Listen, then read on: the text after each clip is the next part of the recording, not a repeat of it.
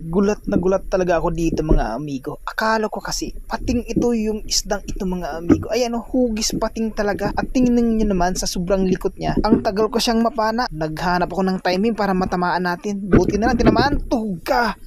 Tugang hindi kilalang isda ka. Hindi ko talaga alam mga amigo kung anong isda ito. Tingnan niyo naman oh, kahugis talaga siya ng pating. Pero ang kulay niya, hindi siya kulay pating kasi black siya mga amigo. Pa-comment naman mga amigo sa baba kung anong klaseng isda ito, kung ano man ang tawag niyo sa ganitong klase ng isda. Dahil first time kong makahuli nito mga amigo sa pamamagitan ng pana. Tapos, eto naman ng pag-dive natin mga amigo, kawan ng talakitok mga amigo. Akala ko isa na lang ito yung naabutan natin ng pagpana ko. Ayun oh, lumapit sa atin yung napakaraming talakitok. At least mga amigo, meron tayong nakuhang isa. Alright, let's dive again mga amigo. Eto naman mga amigo. Ayan oh, medyo malabo lang talaga yung tubig.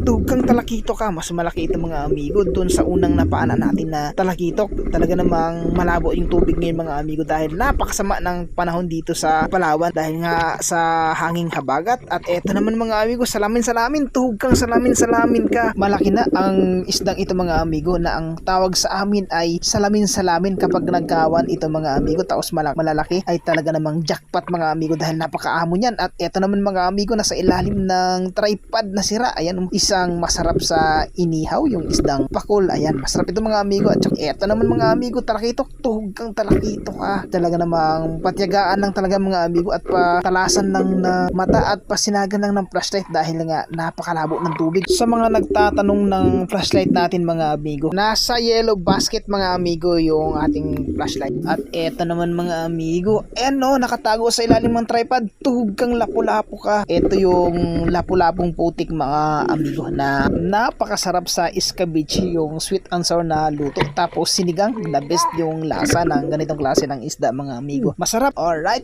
at dito naman mga amigo, isang barakuda. Ayan akala ko talaga mga amigo, mahuhuli natin ito. Tugang barakuda ka. Tinamaan kasi mga amigo sa pagpana natin. Pero sa kasamaang palad, nakabita. Sayang talaga mga amigo. Napakalaking barakuda pa man din sana, mga malapit yun 1 kilo. Meron talagang mga bagay-bagay mga amigo na kahit nagpakita sa atin ay hindi sa atin ibinibigay. Bakit kaya? At ayan, sa pag-dive natin, napakaraming hipon.